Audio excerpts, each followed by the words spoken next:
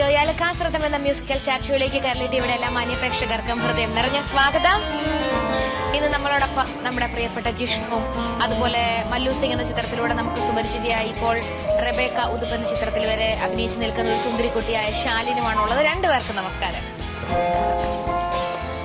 വീണ്ടും നമ്മള് കുറച്ച് വിശേഷങ്ങൾ പങ്കുവയ്ക്കാനായിട്ട് ഈ സന്ധ്യാനേരത്ത് ഇവിടെ ഒത്തുകൂടിയിരിക്കുകയാണ്.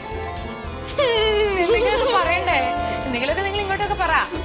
എന്താ ഒരു കാര്യം കൂടി ഇവരെ പറ്റി ഞാനൊരു ആമുഖം എപ്പോഴും നമ്മൾ നിങ്ങളെല്ലാവർക്കും നിങ്ങളൊരായിട്ട് ആരുമില്ല, മലയാളത്തിൽ ആരുമില്ല, എന്നാലും പറയണം നമ്മൾ എന്ന ചിത്രത്തിലൂടെ നമ്മുടെ എല്ലാം പ്രിയപ്പെട്ടവനായി മാറിയ ജിഷ്ണു, മഹാനായ നടനായ രാഘവൻ മാഷിന്റെ മകൻ കൂടിയായ ജിഷ്ണു, പിന്നെ ഒരുപാട് ചിത്രങ്ങൾ ഓർഡിനറി, ഇദ്ര, റബേക്ക ഉദുപ്പ്, പിന്നെ അന്നും ഇന്നും എന്നും അതിനെപ്പറ്റി നമ്മൾ സംസാരിച്ചില്ല. ബാക്കി അന്നും എന്നും എന്നും എല്ലായ്പ്പോഴും അതാ ചിത്രം എന്താണ്?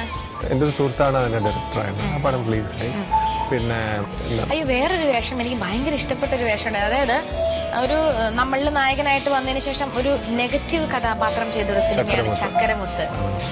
അതൊരു നമ്മൾ പ്രാഗി പോകുന്ന ഒരു അങ്ങനെയാണോ അവിടെയാണ് ഒരു കഥാപാത്രം വിജയിക്കുന്നത് അല്ലെ?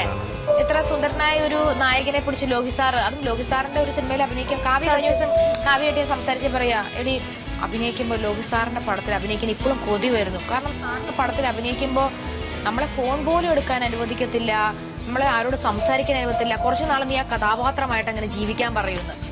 അതൊരു ശരിക്കും ഒരു എക്സ്പീരിയൻസ് തന്നെയായിരുന്നിരിക്കും അല്ലെ? നല്ല എക്സ്പീരിയൻസ് ആയിരുന്നു. പക്ഷെ അങ്ങനെ ഒരു സ്ട്രിക്റ്റ് ആയിട്ടുള്ള അറ്റ്മോസ്ഫിയർ ഒന്നും ഉണ്ടായിരുന്നില്ല. ഇൻഫാക്ട് ലോഹിത് സാറിന്റെ സെറ്റിൽ പോകുമ്പോൾ നമുക്ക് ഭയങ്കര ഫ്രീഡമാണ്.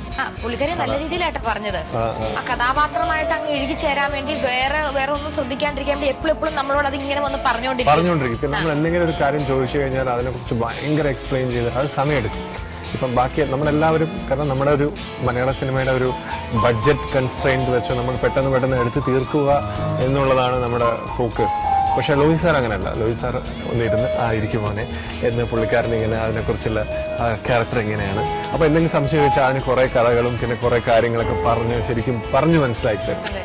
അപ്പൊ ഭയങ്കരമായിട്ട് നമുക്ക് അതിന് ഇൻവോൾവ്മെന്റ്, നമുക്ക് ശരിക്കും അതിനെ നമുക്ക് പ്രിപ്പയർ ചെയ്യാൻ പറ്റും വളരെയധികം. ഒരു വില്ലനായിട്ടെന്നൊക്കെ പറഞ്ഞപ്പോ പെട്ടെന്ന് നെഞ്ചിടിച്ചോ? അത് ആക്ച്വലി ഒരു നെഗറ്റീവ് ക്യാരക്ടർ ആയിട്ടല്ല. അത് അല്ല, യഥാർത്ഥത്തിൽ കാവ്യയുടെ നായകനാണ് അതിന്റെ അകത്ത് ശരിക്കും അവസാനം വരെ. ആക്ച്വലി സൊസൈറ്റിന്റെ ഒരു കാഴ്ചപ്പാടിലാണ് ഇവനൊരു നെഗറ്റീവ് ക്യാരക്ടർ. പക്ഷെ ഇവന്റെ ഒരു കാഴ്ചപ്പാടിലാണ്. കാരണം ലോഹിത് സാർ പറഞ്ഞെന്ന ഒരു സംഭവം ഇങ്ങനെയായിരുന്നു. അതായത് പുള്ളിക്കാരൻ ഭയങ്കര പ്രാക്ടിക്കലാണ്. പുള്ളിക്കാരൻ കല്യാണത്തിൽ വിശ്വസിക്കാത്തൊരു വ്യക്തിയാണ്. കല്യാണം എന്ന് പറയുന്നത് രണ്ട് കുടുംബവും പിന്നെ സൊസൈറ്റിയും ഉണ്ടാക്കുന്ന ഒരു ബിസിനസ് ഇതായിട്ടാണ്. കാരണം പുള്ളിക്കാരൻ ഒരു ബിസിനസ് മാനാണ്. അങ്ങനെയൊക്കെ ആ രീതിയിലല്ല നമ്മൾ പ്രണയിക്കണം. പ്രണയം എപ്പോഴും കല്യാണത്തിന് ശേഷം പ്രണയം മരിച്ചു പോകും. ഇത് പ്രണയം മരിക്കാതിരിക്കണമെങ്കിൽ നമ്മൾ കല്യാണം കഴിക്കാൻ പാടില്ല എന്നൊക്കെയാണ് പുള്ളിക്കാരൻ പറയുന്നത്. പക്ഷെ അത് പുള്ളിക്കാരന്റെ നമ്പർ ആയിരിക്കാം, അത് നമ്മൾ ഓഡിയൻസിന് വിട്ടുകൊടുക്കാം. എന്തായാലും വളരെ ഭംഗിയായിട്ട് ആ സിനിമയിൽ അല്ലേ? സത്യം. ബ്ലാക്ക് ആയിട്ട് ഫസ്റ്റ് എൻട്രി ഒക്കെ എനിക്ക് ഓർമ്മയുണ്ട്. ശാലിന്റെ ഒരു ഡ്രീം എന്താണ്? 10ാം ക്ലാസ്സിലാണ് ശാലിൻ കുട്ടി, ചെറിയൊരു കുട്ടിയാണ്. ഈ ഒരു ചുരുങ്ങിയ കാലയളവ് 10-16 സിനിമകളിൽ മുഖം കാണിച്ചു. അതിൽ മല്ലു സിംഗ് ശ്രദ്ധിക്കപ്പെട്ടു, ഇനിയിപ്പോ റബേക്ക, അതല്ലാണ്ട് മോളുടെ ഒരു സീരിയലിലൂടെയാണ് മോള് വരുന്നത്. അതിൽ നല്ലൊരു ശ്രദ്ധിക്കപ്പെട്ട രീതിയിൽ അഭിനയിച്ചുകൊണ്ടാണല്ലോ പിന്നെ ഫസ്റ്റ് പടത്തിലോട്ട് വിളിക്കുന്നത് അല്ലെ? മല്ലു സിംഗിലോട്ട് വിളിക്കുന്നത്. മോളുടെ ഒരു സ്വപ്നം എന്താണ്? ആരെ പോലെ ആവണം? അല്ലെങ്കിൽ എന്റെ സ്വപ്നം പറഞ്ഞാൽ സിനിമ തന്നെയാണ് ഏറ്റവും ലക്ഷ്യം. ആ കൂട്ടത്തിൽ സൈഡിൽ കൂടെ പഠനവും പോവാം, ഡാൻസും പോവാം, അങ്ങനെ പോവാ. എന്നാലും ഏറ്റവും ഒരു സ്വപ്നം എന്താണ് മോളുടെ? എനിക്ക് ഏറ്റവും വലിയ സ്വപ്നം എന്ന് പറഞ്ഞാൽ നല്ലൊരു നടിയാവുക. ഈ മഞ്ജു വാര്യരൊക്കെ നല്ലൊരു നടിയാവുക, ലൈഫ് ലോങ് ആയിട്ട് മരണം വരെ അഭിനയിച്ചോണ്ടിരിക്കുക. പിന്നെ സമ്മതിച്ചില്ലെങ്കിൽ അങ്ങനത്തെ ഒരു ഭർത്താവിനെ അതൊന്നുമില്ല. അതെന്താ, ഞാൻ ഇടയ്ക്ക് കരീന കപൂർ പറയുന്ന കേട്ടെ, കല്യാണം കഴിഞ്ഞിട്ട് അഭിനയം നിർത്തുമെന്ന് ചോദിച്ചു. അത്ര കരീന കപൂർ ഓർമ്മയുണ്ടോ? കല്യാണം കഴിഞ്ഞിട്ട് അഭിനയം നിർത്തുമെന്ന് ചോദിച്ചാൽ അപ്പൊ പറയണേ, കല്യാണം കഴിഞ്ഞുള്ള ഒറ്റ കാരണത്താൽ എന്നെ ഞാനാക്കിയ ഇവിടെ ഞാൻ എന്തിനു കളയണോ? സത്യം. അത് വല്ലാണ്ട് അങ്ങ് ഹൃദയത്തിൽ അങ്ങ് കയറ്റി. സത്യം. എനിക്ക് കല്യാണം കഴിക്കണം ലക്ഷ്യം എന്ന് പറഞ്ഞ കല്യാണം. ഡയറക്ടർ ആവണം. ചെറിയൊരു മോഹം. അപ്പൊ എനിക്ക് വല്ലപ്പോഴും പാട്ടൊക്കെ വിളിച്ചു തരണം.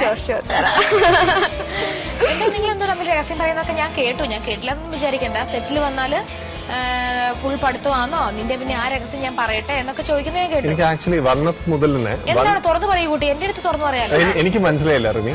വന്നപ്പോ മുതൽ ചേട്ടനാണ് ഉള്ളതെന്ന് പറഞ്ഞിട്ട് ഭയങ്കര ടെൻഷനായിരുന്നു എനിക്ക്. ചേട്ടൻ ആ കാര്യം പറയരുത്. ഞാൻ പറഞ്ഞു ഏത് കാര്യം എനിക്ക് ഇനിയും മനസ്സിലായില്ല ഏതാ കാര്യം. ഞാൻ പറയില്ല. അല്ലല്ല നമ്മൾ എന്തും ഒളിച്ചു വെക്കാം, പക്ഷെ ഇവരുടെ പ്രഷറുടെ അടുത്ത് ഒളിച്ചു വെക്കാന്ന് പറഞ്ഞാൽ അപ്പൊ അവര് വിചാരിക്കും എന്തോ നിഗൂഢതകളുള്ള ഒരു കുട്ടിയാണല്ലോ. ഇല്ല ഇല്ല ഇല്ല ഇല്ല. പത്തി പഠിക്കുമ്പോ ഇത്ര മാത്രം നിഗൂഢത എന്തോ ധാരണകൾ മാറ്റിയെടുക്കും. അയ്യോ വേണ്ട, എനിക്കിട്ട് പണി ഞാൻ തന്നെ പഠിക്കാം. ശരി, ഞാൻ ഒരു 10 കാര്യം പറയാം. അതിൽ ഏതാന്ന് നീ പറഞ്ഞു. വേണ്ട വേണ്ട, 10 അതെന്താ സംഭവം? 10ാം ക്ലാസ്സിൽ 2 പ്രാവശ്യം പൊട്ടിയിട്ടുണ്ട്. അയ്യോ ഇന്ന് ചുമ്മാ പറയുന്ന മനുഷ്യൻ. 10 തോറ്റു. ഇല്ല 2 പ്രാവശ്യം തോറ്റിട്ടുണ്ട്. ആ കാര്യമല്ലോ. ഇല്ല ചേച്ചി തോറ്റിട്ടില്ല. മലയാളത്തിൽ താല്പര്യമില്ല സത്യത്തിൽ. എന്താ ചേച്ചി? അതെ, ഞാൻ ആക്ച്വലി ഇപ്പൊ ഓപ്പൺ സ്കൂളിലാണ് പഠിക്കുന്നത്. ഓപ്പൺ സ്കൂളോ? എന്താ കണ്ടോ? ആ കാര്യം ചെറിയ കാര്യമായിരിക്കും അല്ലേ? എന്താണ്? അല്ല, അത് വലിയ വിവാദ വിഷയമായി മാറും. അവിടെ കുറെ കാലം ഇന്നവരെല്ലാരും കൂടെ കുലിക്കിയ സംഭവം. എന്നാ പിന്നെ വേണ്ട വേണ്ട വിവാഹം. വേണ്ട, അത് ഞങ്ങൾ വേണ്ട. പഠിക്കുന്ന ഓപ്പൺ സ്കൂളിലാണ്. ഓപ്പൺ സ്കൂളോ? അപ്പൊ ഞങ്ങൾക്ക് അവിടെ മേൽക്കൂരില്ലേ? ആ കാര്യമൊക്കെ പറഞ്ഞിട്ടാണ് എന്നാ കളിയാക്കുന്നത്. ശരിയെന്ന്. അപ്പൊ നമുക്കൊരു കാര്യം ചെയ്യാം. നമുക്ക് ശാലിൻ കഴിഞ്ഞ എപ്പിസോഡിൽ ഇപ്പോ ഒരു പാട്ട് പാടി. പക്ഷെ ശാലിൻ എന്ന് പറഞ്ഞ ഒരു കുട്ടിക്ക് ഡാൻസിനോടാണ് കൂടുതൽ താല്പര്യം. ഭയങ്കര ഡാൻസറാണ്. ഭയങ്കര ഡാൻസറാണ്. ആ കണ്ണുകളിൽ കണ്ടാൽ നമുക്കറിയാം. ആ മുഖത്തൊന്നും എനിക്ക് ആ നീണ്ട മുടിയിൽ Classical നിന്ന് എനിക്ക് dancer. മനസ്സിലാക്കാം. എല്ലാം കളിക്കും ചേട്ടാ. എങ്ങനെ ഈ മുടി ഇങ്ങനെ മെയിൻറ്റെയിൻ ചെയ്ത് ഇങ്ങനെ ഇത്ര നീട്ടാനാണ് ആഗ്രഹം? ഇല്ലില്ല, എനിക്ക് ആക്ച്വലി വെട്ടാനാണ് ആഗ്രഹം. പക്ഷെ ഇപ്പൊ എല്ലാരും പറയും വെട്ടണ്ട, ഇതുപോലെ പറയും നല്ലതാണ് മുടി. അപ്പൊ പിന്നെ എനിക്കിപ്പോ നല്ല ഭംഗിയുണ്ട് അല്ലേ? നല്ല രസമാണ് മുടി എന്തായാലും നീട്ടുന്നത്. അപ്പൊ ഈ നീണ്ട മുടിയൊക്കെ വെച്ചിട്ട് ഒരു ഭരതനാട്യം കളിക്കണം. അത് ഒരു വേണ്ട, ഈ ഇത് കുറച്ചുകൂടി ഭരതനാട്യം കളിക്കും. അപ്പൊ പിന്നെ ഏത് വേണം? ഏത് പാട്ട് വേണം? എനിക്ക് ഇഷ്ടമുള്ള ഏതായാലും പാട്ട്.